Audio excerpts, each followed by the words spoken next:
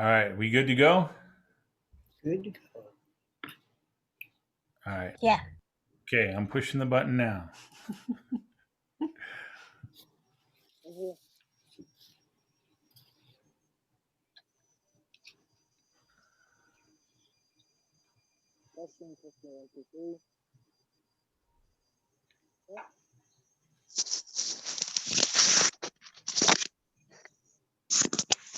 All right, testing 1, 2, 3. Testing 1, 2, 3.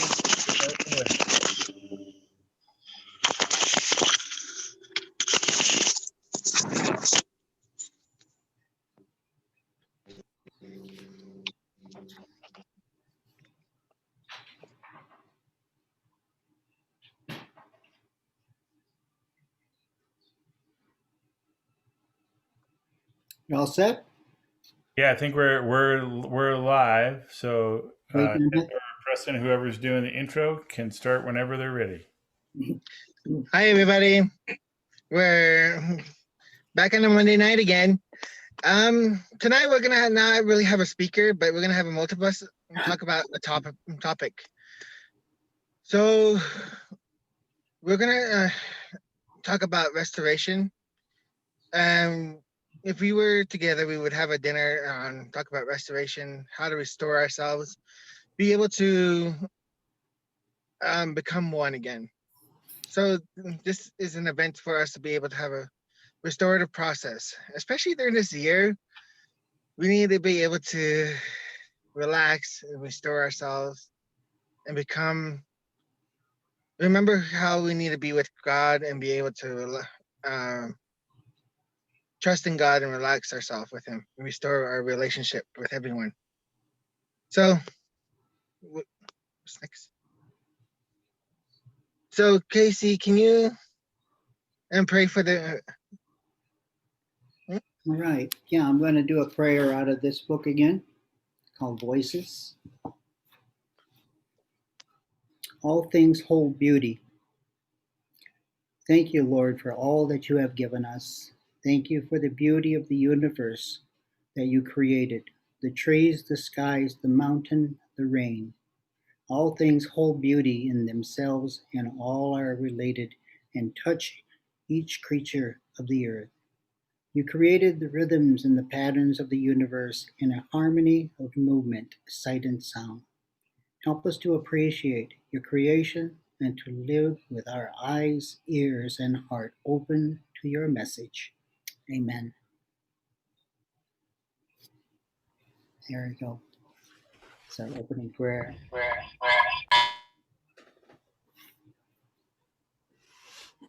All right. Direction. Four directions prayer, and before that, I want to acknowledge that we're on the original lands of the Pueblo peoples here in Albuquerque. Great Spirit of light, come to me out of the east with the power of the rising sun. Let there be light in my words. Let there be light on my path that I walk. Let me remember always that you give the gift of a new day. Never let me be burdened with sorrow by not starting over again. Great Spirit of creation, send me the warm and soothing winds from the south. Comfort me and caress me when I'm tired and cold. Unfold me like the gentle breezes that unfold the leaves on the trees. As you give to all the earth your warm, loving wind, give to me so that I may grow close to you in warmth. Great life-giving Spirit, I face the west, the direction of sundown. Let me remember every day that the moment will come when my sun will go down. Never let me forget that I must fade into you.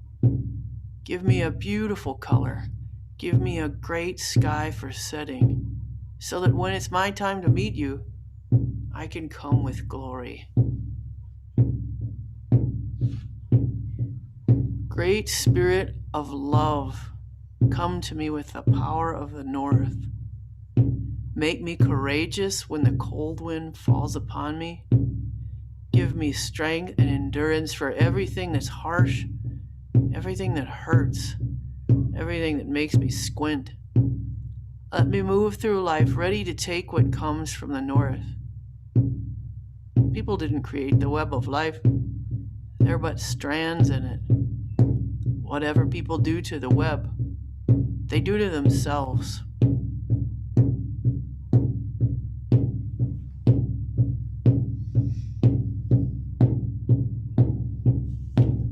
Create in me a clean heart, O God. Let me be like you in all my ways. Give me your strength. Teach me your song. Shelter me in the shadow of your wings. For we are your righteousness. If we've died to ourselves and lived through your death, then we shall be born again to be blessed in your love.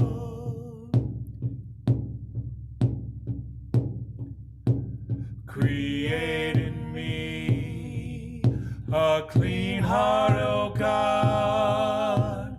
Let me be like you in all my ways. Give me your strength. Teach me your song. Shelter me in the shadow of your wings. For we are your righteousness. If we've died to ourselves and lived through your death, then we shall be born again to be blessed in your love.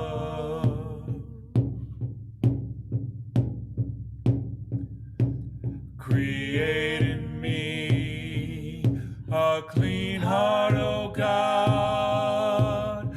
Let me be like you in all my ways. Give me your strength. Teach me your song. Shelter me in the shadow of your wings. For we are your righteousness. If we've died to ourselves and lived through your death, then we shall be born again to be blessed in your love.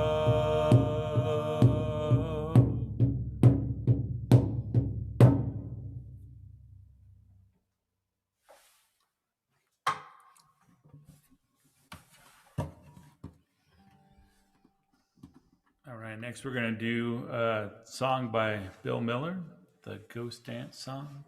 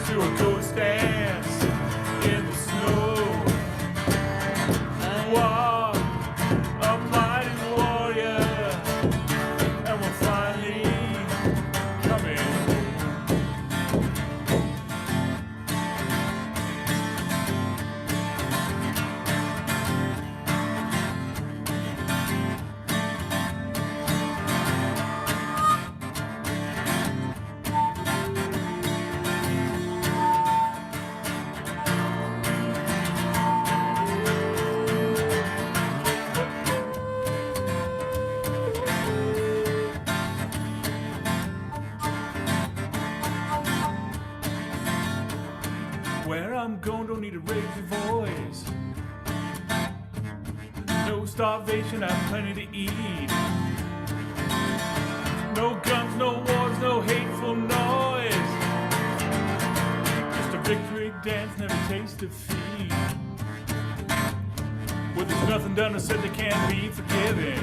Way up home, Every step you take is on sacred ground. way up home, Walk away from death to the land of the living, way up home, where all the lost tribes are finally found. way up home. Said, where are you going? To a ghost dance in the snow. You are a mighty warrior, and you're finally coming home.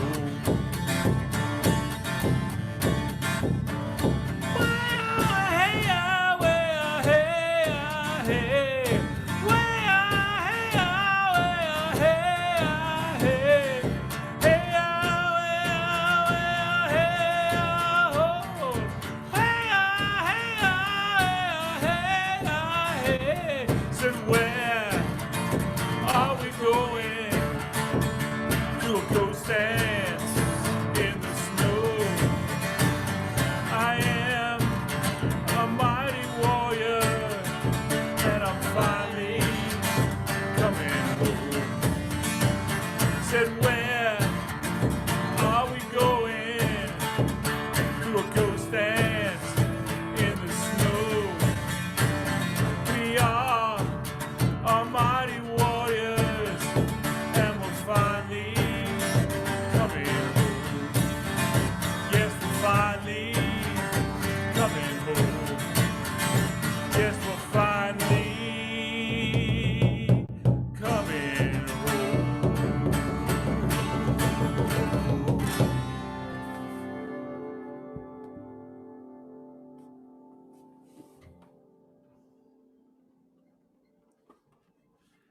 All right, for our last song, we're actually going to share a song that Jonathan Miracle posted.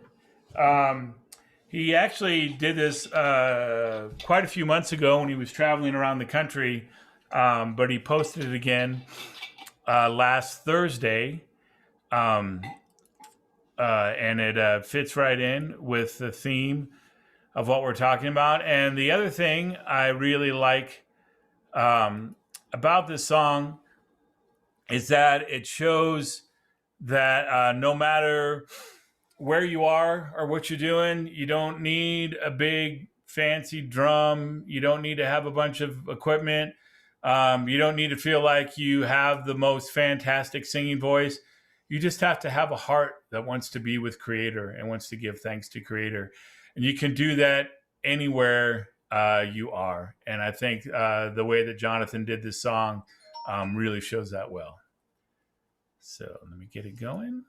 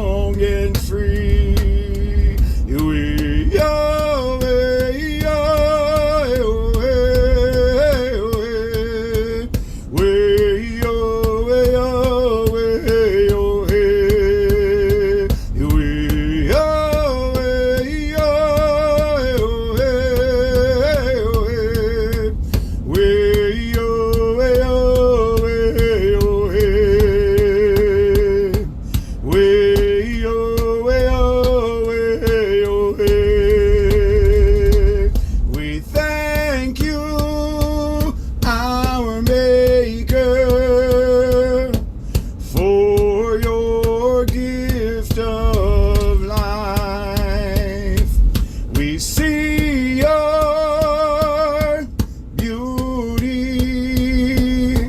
calling a heart strong and free. We thank you, our Maker, for your gift of life. We see your beauty, calling a heart strong and free, calling a heart strong and free. Whee! I speak blessing over you this morning. I pray that your spirit is well. I thank Jesus for the goodness that he has given to us in protecting us and keeping us in his care. So Lord, I just speak blessing over the people out there today, that they would go about their business and be sensitive to the things that are going on around them. Be wise, Lord, and most of all, that your love would be upon us and your peace. God bless you. Segos, Kano. Oh, All right. very good. Preston, would you like to do the announcements?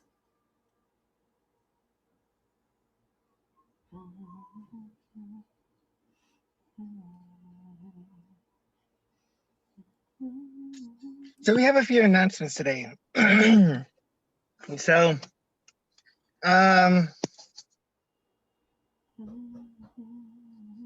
one of our announcements is we're starting the Gospel of Mark after pretty soon, Matthew. and we have women's group. Would any of you ladies like to talk about more about it? You, Leah, Heather. Sure. It's every Wednesday at 7 Mountain Time, and we're going through the book Kindness Challenge, which has been a really powerful help. It seems like kindness is a gentle thing, but it's very, very strong force, I think, that Jesus wants us to use. My talk is enough.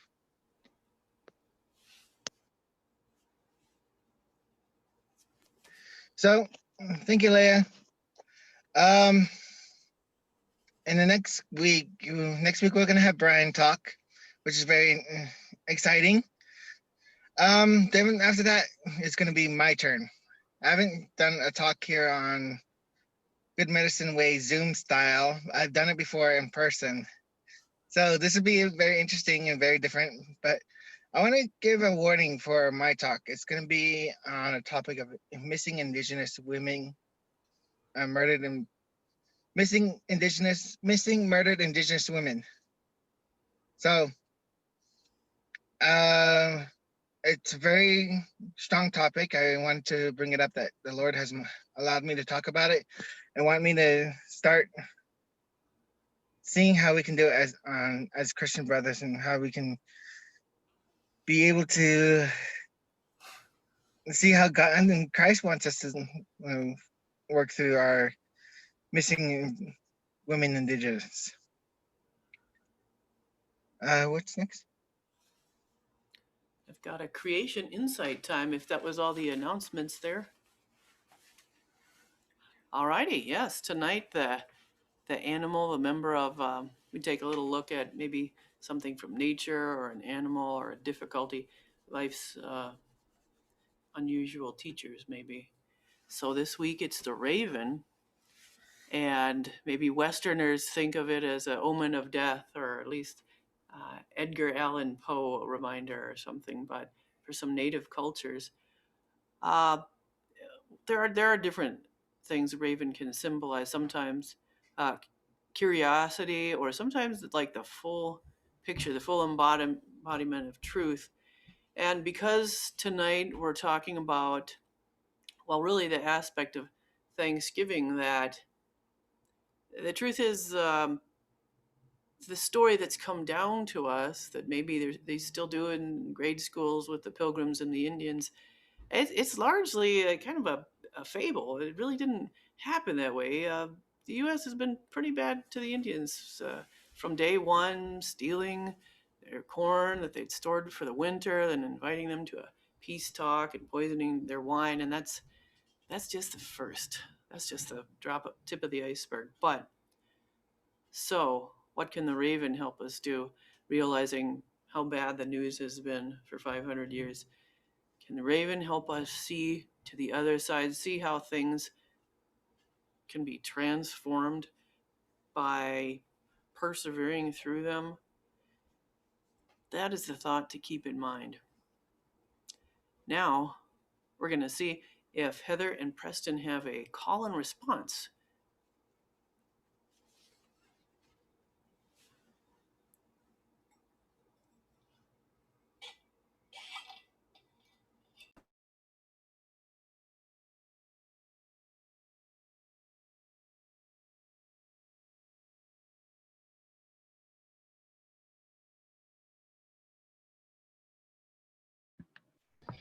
Yes, we do. I just don't know where the Lord's Prayer is in the First Nations version.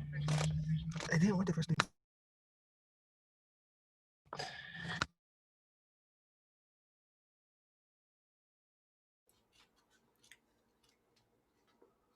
Sorry, guys.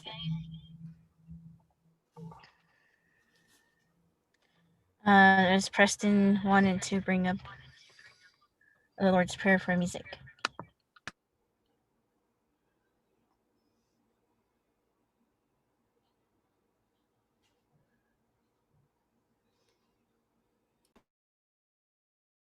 Let's see, it's on page 13, or it's Matthew 6, 9 through about 13 or so.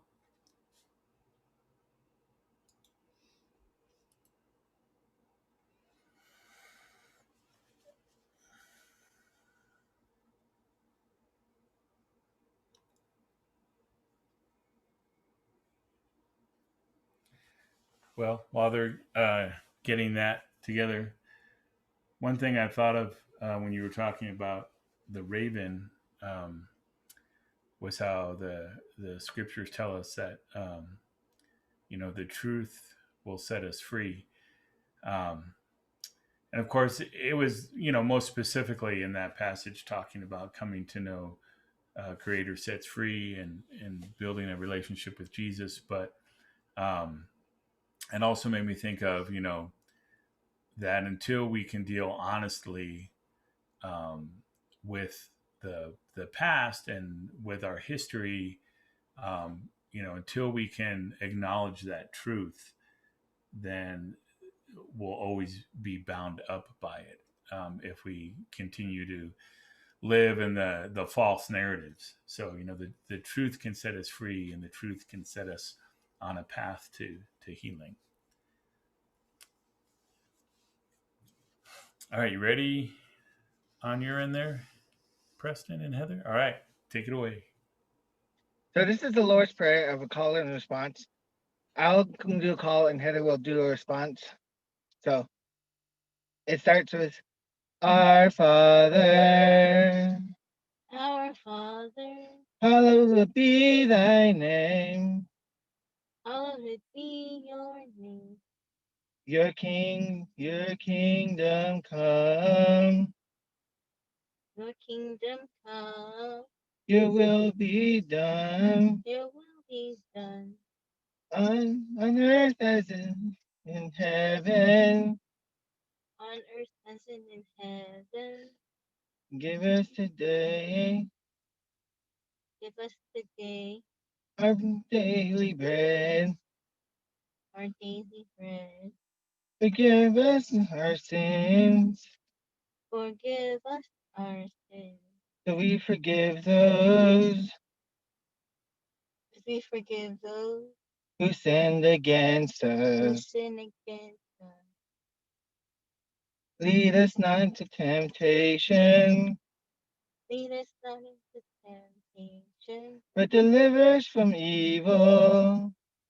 but deliver us from evil. For the kingdom, For the kingdom, the power, and the glory the power, and the glory are yours, are yours, now and now forever. and forever. Amen.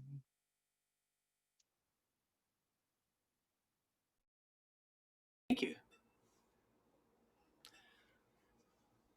All right. Well, the talking circle we're going to do tonight instead of the talk is answering the question: what have the locusts or the giants stolen from you that you would like Creator to restore?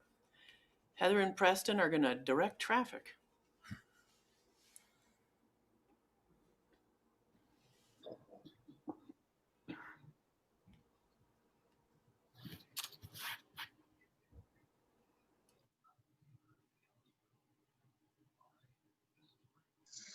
So we want people to be able to answer this question, but let's have us be able to have the leaders go on. Is Brian, Leah, or Heather, are you one of you guys ready? Sure.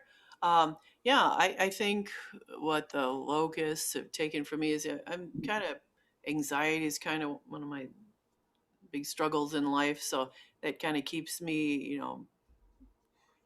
mum's the word or whatever, maybe too much. So I'd like for Creator to restore just saying how I feel. Like right now, I feel good to be with everyone, happy in a mellow way.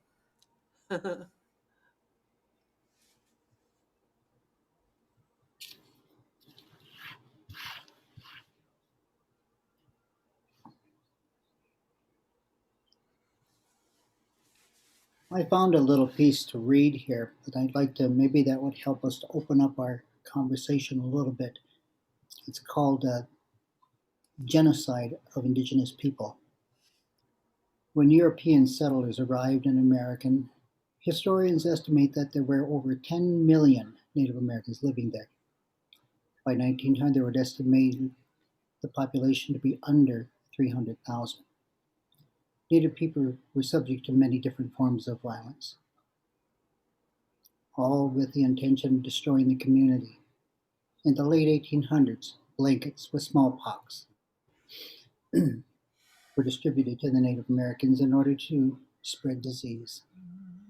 There were several wars. Violence was encouraged. For example, European settlers were paid for each Penobscot person they killed. In the 19th century, 4,000 Cherokees died on the Trail of Tears, a forced march from the southern U.S. to Oklahoma. In the 20th century, civil rights violence were common. Discrimination continues to this day. I was talking with some leaders in a church, and they were saying, "How can we? What kind of ministry can we do to Native Americans or with them?" And I said, "Well, just think of this: the church, for all these years, has done what? It has tried to break up our communities, break up our families, take our children away, and make them." What they call civilized by taking away their names, their language, their religion, their identity, and giving them another identity, language, religion.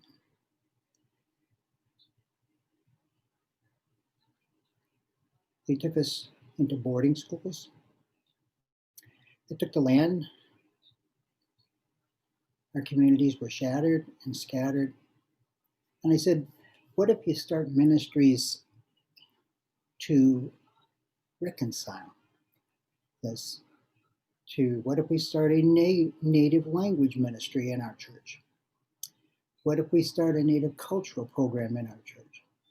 What if we bring elders in that still remember some of the stories and then have them teach the native people in the church?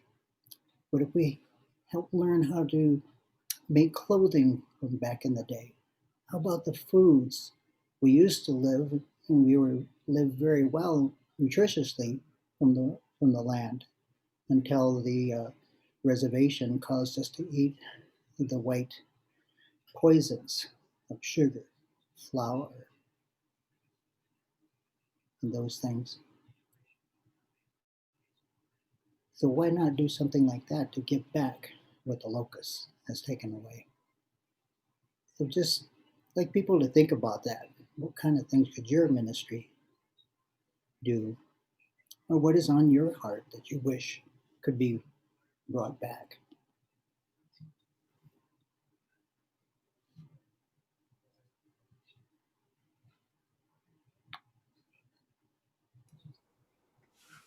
Yeah, I think for me, from the perspective of uh, descendants of uh, colonial people, I can trace back my history, and my family's history on this continent is pretty recent. So I may not be able to trace back to the directly to the people who did some of the most egregious wrongs. Um, but I have to recognize that being a white person in America, that automatically makes me part of the status quo, and that I've received benefits in this country simply because of where I was born and the family I was born into and the color of my skin, whether I realized it or not. And that doesn't mean that everybody doesn't have to put in their own hard work. But being a white person in America, I have benefited from advantages that were built upon the backs of people of color and that were built upon stolen land. Um, and so for me, I think what the locust has taken away is uh, the ability for there to be honest and real relationships between white people and people of color, and specifically Native Americans on this continent, because we have not acknowledged the wrong that was done. There hasn't really been any kind of national reckoning for the past history and all the atrocities and oppression. Usually, when those topics get brought up, people start wanting to justify and like, well, it was this situation or that, instead of just honestly saying like, yes, that was really wrong. We shouldn't. Our country should not have done it that way. My ancestors should not have treated your ancestors the way that they treated them. Um, and so, in restoring that division between the people, because that's really the years that the locusts have eaten. Like our country has become divisive and separated and xenophobic and all kind of cloistering in our own little things. So if we want to be able to have reconciliation and restoration, um, we need to have some honesty about our history. And so that's what I see the power of Creator coming in to restore. But we have to first acknowledge the sin that was done and to be honest about that. You can't receive forgiveness, you can't receive healing if you don't think you've done anything wrong. Um, you know, if you insist that you're not sick, there's no doctor in the world that can heal you because you won't take part in the healing process. So for me, it's that honesty about our history um, that can set us on the path to healing from the perspective of a non-native. I need to be honest about our history and what we've done, and give Native people the leadership in leading that restoration, and let them say this is what's important and this is what needs to happen, not from the condescending patriarchal colonial aspect of like, oh, now we're going to direct how restoration happened. No, we just need to say we were wrong, what we did was wrong, and what can tell us what we can do to begin to heal this. And I think that the power of Creator is the key in being able to begin to heal those wounds and bring people back together. So that's my perspective as a white guy.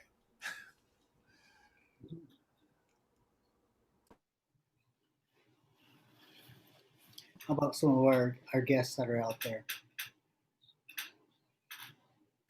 Casey, I would like to hear your perspective on that because you've been around a lot. You've been around a long time. And you have heard and you have been to a ton of reconciliation type gatherings where white people have come and repented. And we have now Indigenous Peoples Day that is a national holiday. And so there's just been so much huge progress made. And some Native friends that I've talked to have actually said, I remember when I was ministering out in Hamath, they said, you guys need to stop coming in and doing these reconciliation things and all that. We got that. It really doesn't just help a lot. And so we had asked, well, what is it that you in your hearts want that we can do? And they said, we just want you to come alongside us. We want you to come and be with us and accept us. And so I think it's a two-way thing. Also, I was thinking earlier, I've met so many Native churches, and then getting into contextualism has just opened my eyes to so many, many, many things. And I'm so grateful for the learning that I'm doing here. But I see one group over here of Native church and one over here and one over here and one over here. And they really are different body parts. I mean, each one of them are really called to, like you're called to a denomination that you are bringing Native culture to and making that your own and pulling the culture into that. And there are just many groups like that. So as I was thinking, if healing is going to happen, which is our goal, and what the restoration talk about tonight is, you know, like Brian was saying, stop the clusters, but it's got to happen among natives too. We have to get each other together to let everybody do their own denomination, let everybody have their own, what body part they're called to, but let's stop pointing the finger at somebody else's group because they're not doing it. You know, for example, the groups that have pointed their finger at you and said, no, our Native church just doesn't think that's right or whatever.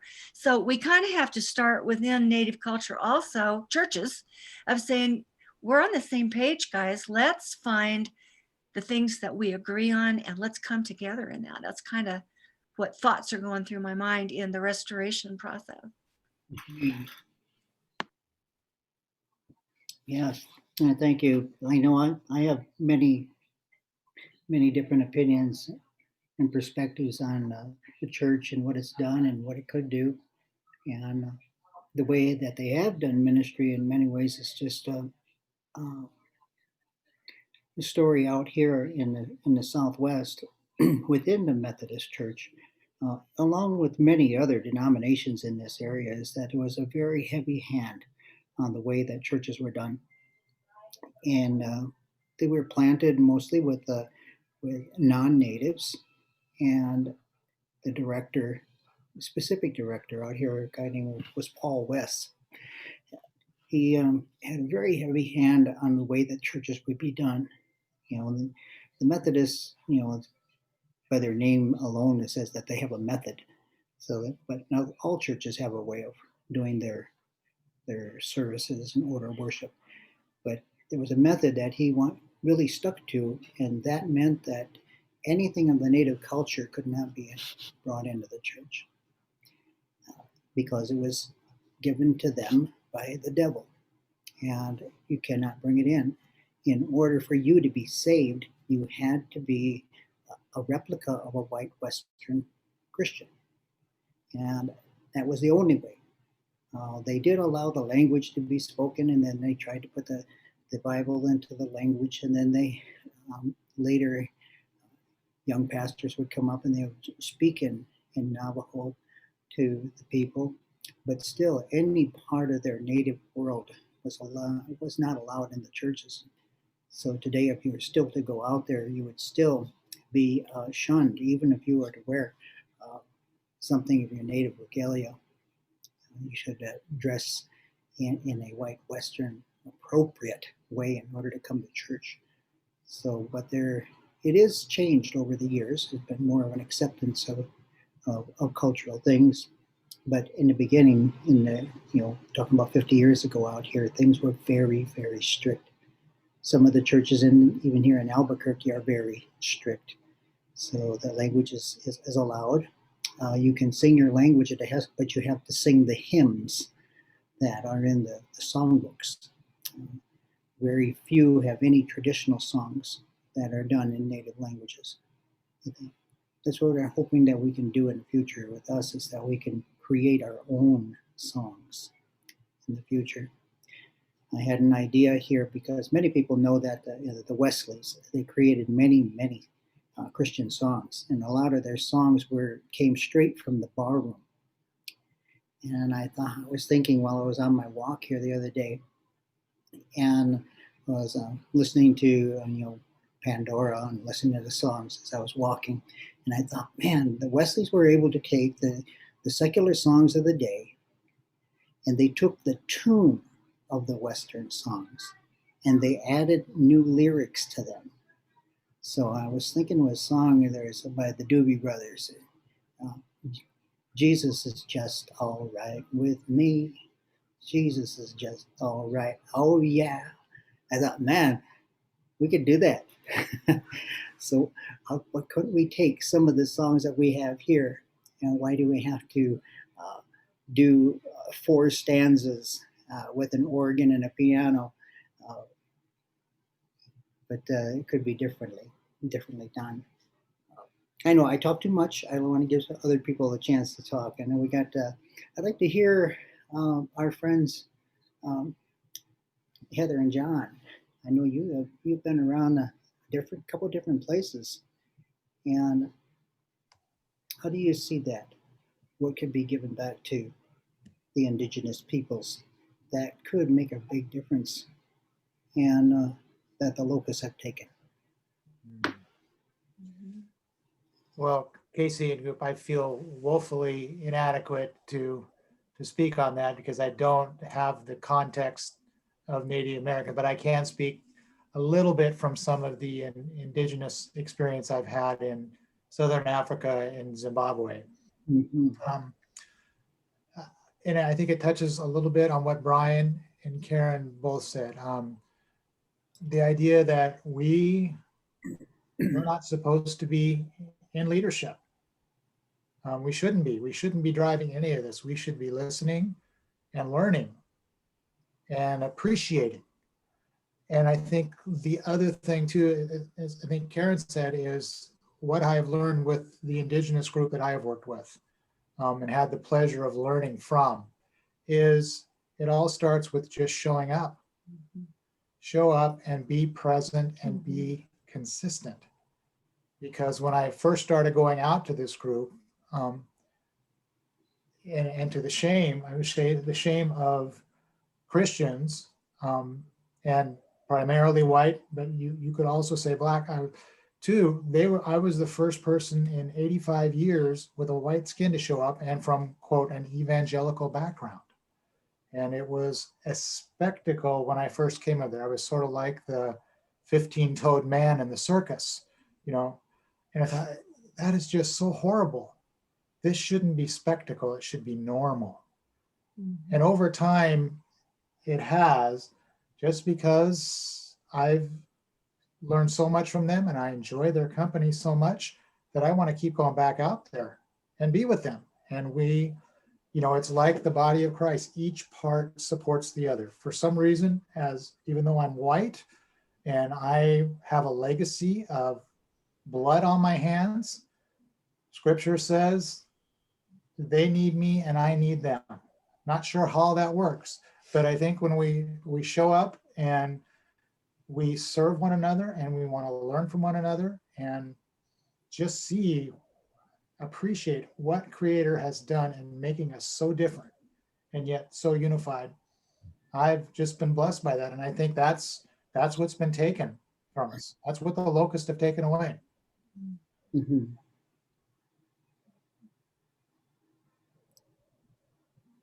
Anyone else? Karen.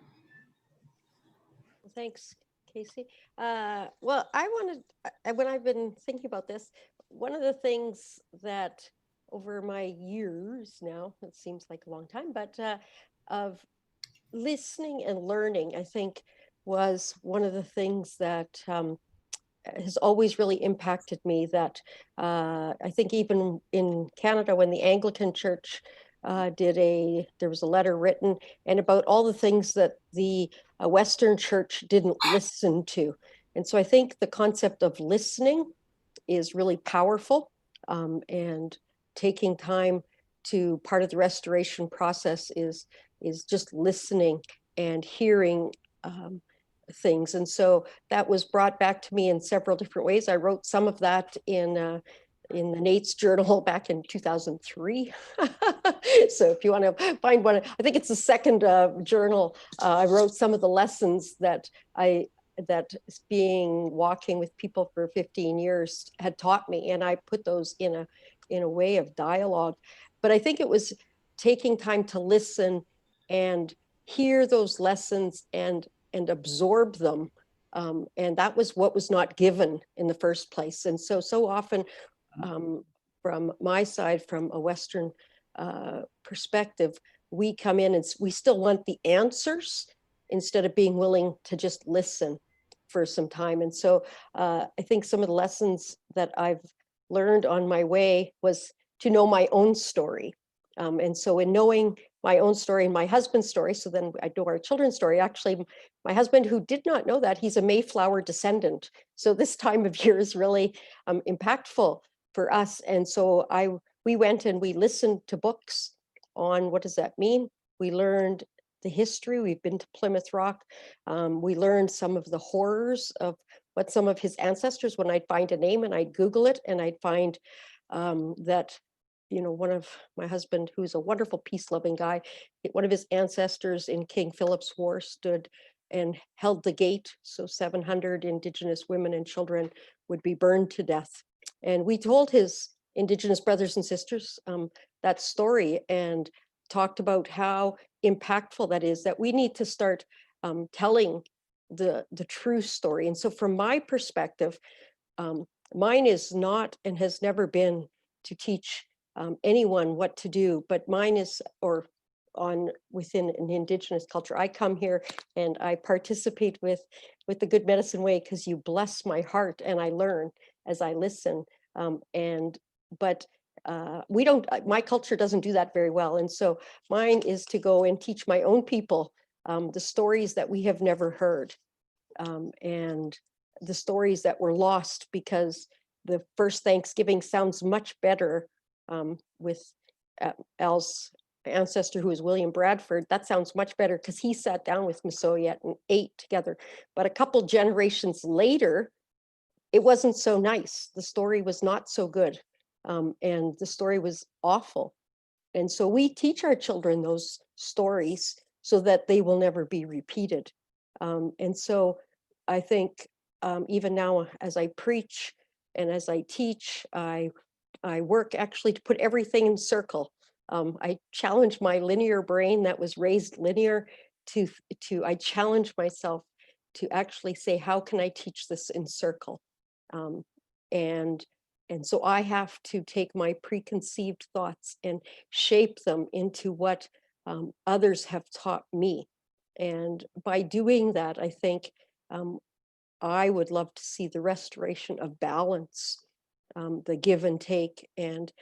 But the balance is so out of whack that it can't be just an even balance, that I have to work really hard and diligently on my side, because it's when it's like that from historical perspective, it's not going to balance just because I say I want it to balance or I want to talk to a few people, because I've walked with many, many nations across North America, and And when you walk in and to listen and learn, wow, like people just teach you so much, and it just is so, so incredible. And then I go and I say to my people, hey, this is what I've heard. And we need to challenge our historical story. And then we might see, that's where I believe then then Creator will make, the land will produce and the locusts will not win. And we will see the generational story in a powerful way. Anyways, that's my thoughts.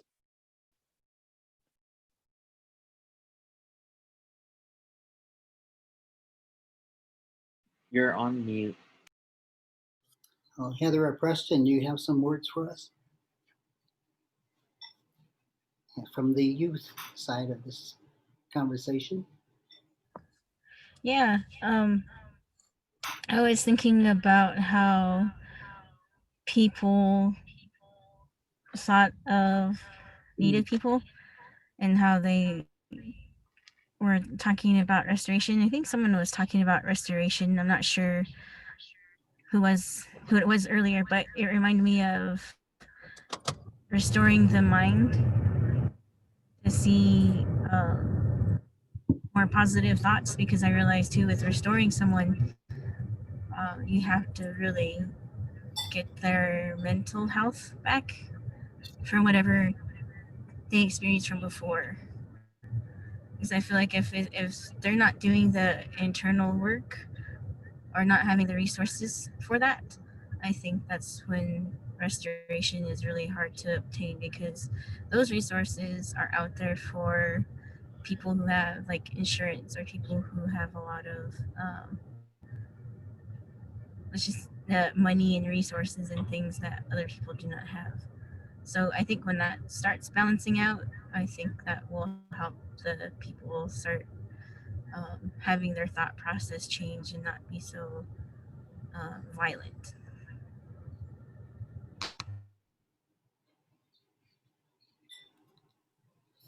For me, it's about the idea of not only being, because I feel like people stay in that angry stage of acceptance, and because especially when they hear stories about the Native people, about the boarding schools or stuff like that, they get really angry and they get really upset, and they're so in denial about what's going on that they forget, like they really don't want to accept what's going on. But if they allow themselves just to wallow in it and think about why this is causing them to be upset and why it's causing them to be so, why it's having a hard time for them to accept it, why they're denying about it, I think they're going to start falling forward and just understanding that's okay. It's going to be okay. Because I always thought when it's like there's two sides, there's angry and the depressed and the sad side of the pendulum. Once we are angry, we'll start swinging towards the sad side. We start to bargain, we start to say it's not that or it's not this. But once we start getting to the depressed side, we start trying to make it sure. But once we start making ourselves come back to center, we fully accept it and that it happened in our lives, it happened in everyone's lives, it happened in our culture, and it happened. And once we start learning how not to have it happen again, and how we can accept each other for who we really are, we will, and how to love and how to send God's light to everyone, we would not have to be afraid about and be dealing with denial or dealing with anger. We'll be more of dealing with the idea of just an enwallowment. We'll have to understand so much depression that's out there now that's causing people so much pain, but we'll help them to that. I guess that's the next step of this, is being able to understand how to talk through your pain. And that's what we need is that the locust is taken away. It's the ability for us to talk about our pain, our emotions, the ability of being with our loved ones, having a connection, having a relationship with everyone. That's what I believe the locust has taken away.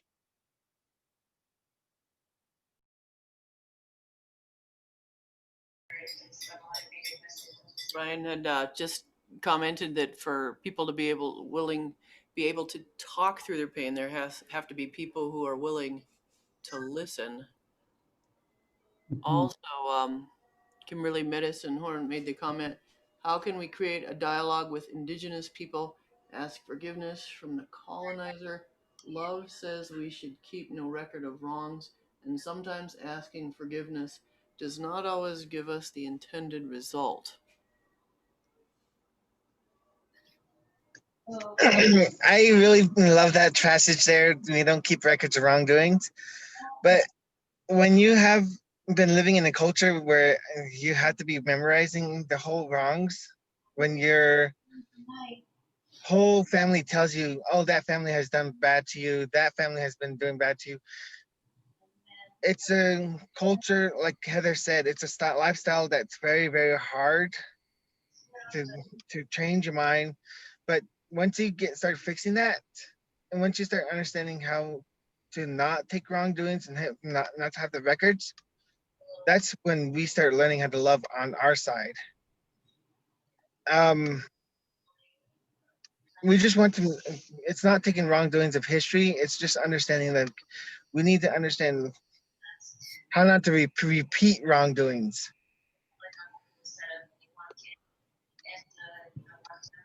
Kimberly continued, many times I see indigenous people not knowing how to respond to forgiveness from Christian churches because it seems disingenuous and untrustworthy. Love is one of the cardinal values in the Lakota community, but also a command from the Bible. Right. Well, there's a big trust issue there. Most everyone knows that over 500 some treaties were made with the Native peoples in the United States, and I know in Canada was pretty much the same, but all of them were broken. So the word of the white man cannot be trusted. So we go and we have a reconciliation meeting. And they say, well, that we're so sorry for what our ancestors did, and we're going to make things right, and things are going to be better. But it is the continual not living out of what you're saying. It's a lot of lip service to do something. I brought this up at the Alberta family camp. It was kind of hard words to say, but I felt that it needed to be said. Had a chance to speak at the main gathering, and one of the things that was on my heart is how long are you going to keep this up before you just stop doing it? It seems to be kind of paraphrasing it. Maybe it's a cool thing right now, but when the coolness runs off and the Native ministry side of this, doing this kind of ministry, is the leadership still going to be there? Is the backing from the commanders still going to be there? Soon, from my understanding, in my experience, is that as soon as the leadership changes in either a denomination or an organization, there's a thing called loss of memory. There, it might have been the interest of the person that worked before them, but the person that comes on after them, it doesn't seem to be of their interest, so it kind of falls aside. But they were very committed. They says, no, we're committed to this camp, and we're going to keep doing it until things sprout from it and things grow from it and people's lives are changed from it. So it's very encouraging. So I believe camps like that and ministries that are springing up with the true intention to make a difference, they're going to be the ones to look to in the future. Because I have seen some people even when Richard Twist was on the road, there were a lot of people that were trying to jump on the wagon because he was so popular. And when it seemed like it was too much for them to make some big changes in their ministries there, they kind of fall off to the side. But there was many that hung right on and stayed and learned and went to school and learned more about contextual ministry and the theology and missiology behind it, that they started making big changes in their ministries. But some of them that did it just because they wanted their churches to grow and they wanted to make a name for themselves. I know some people that wrote books just with their own thoughts and words. There wasn't a quote or any other citation from any other research, but books written just from what they believe. And a lot of times you got to have some things that back what you believe. So, okay, how far are we going along here? I think we got Leah. We need to move along, but I want everybody a chance to say something. They do. If you'd like to do a prayer. Yes, I've been working on something here. I'm going to tell you guys something that I've never told anybody. But I don't do a lot of my ceremonial teachings online, on video. I think you know that because I don't do my pipe ceremony, ever videotape it. And if anybody does, I always tell them that you better have a good insurance plan, because if you videotape my pipe ceremony, your phone will melt. And then they get all funny and they laugh a bit. But one thing for myself, when I teach my ceremonial contextual ways, I step back into my traditional way of doing that, is that I will teach people that know how to approach an elder in a respectful way with a gift, a proper gift, and then be taught face to face. That way I like to teach only. So at the family camp, that's where I teach face to face and tell people about the sweat lodge, tell people about the ceremony and other teachings. But that's the way I like to be presented. When I do make exceptions, sometimes when people say, "Would you come to our conference and speak?" And I'll have to tell them, I says, I like to be asked with tobacco. And they say, when you get here, then we'll give you some. But they have to be mindful of it, that there are some traditions that I hold to that I don't make exceptions for. But I've been working on this, a prayer that will go with the way that I do my pipe ceremony. So it's similar to the 4 directions prayer, but in my pipe ceremony, this is the only time I'm going to share this, is that I do 7 directions. I do to the east, to the south, to the west, to the north, to the ground, and to the sky, and then to myself. That's the 7th direction. So some words that are coming to mind as I put this together, it'd be like this. As you face the east, this is where the sun comes up. And so the direction of a new beginning, hope, promise, potential. Pray that you may be open to receive these gifts this day. Turning to the right, turning to the south, this is the direction of warmth, growth, fertility, also known as creativity and productivity. In addition, this direction represents faith, trust, faithfulness in relationships. Pray for these things this day. To the west, this is the direction where the sun goes down. Thus is the direction of rest, of where our dreams lie, and the closure and the ending that needs to take place in order for there to be a new beginning. Pray for these things this day. To the north, this is the direction of the cold, of wind, of strength, courage, fortitude, might, single-mindedness, focus, clarity, and purpose. Pray for these things this day. As you turn to the east again and upward. Native Americans, this is the direction of the sky. Pray that your heart, your mind, your soul, your spirit will not forget to look up this day to the one who is so much greater than we are. Down is to touch the Mother Earth. Pray that everything you do this day will be an honor and reverence to the earth. And then inward. I pray as I point the stem of the pipe to myself. And each direction that I have pointed, God is in every direction that I pointed. To the east, the south, the west, the north, to the ground and to the sky, and into myself. God is in every direction.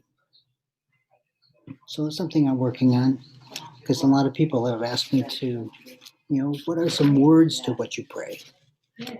And this is the only time I've ever shared anything of that direction online.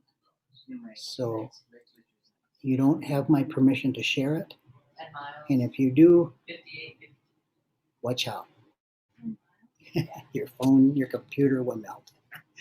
So with that, I thank you. And let's see, we have another song, Leah? Are we done? Song by Leah. I can do the Ganarunkwa here. All right.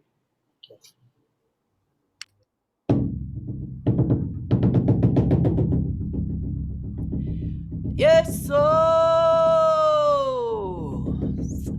Ganarunkwa.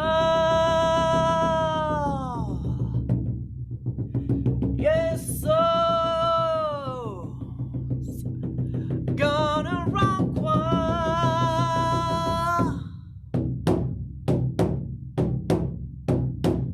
Yes, so Ganarunkwa.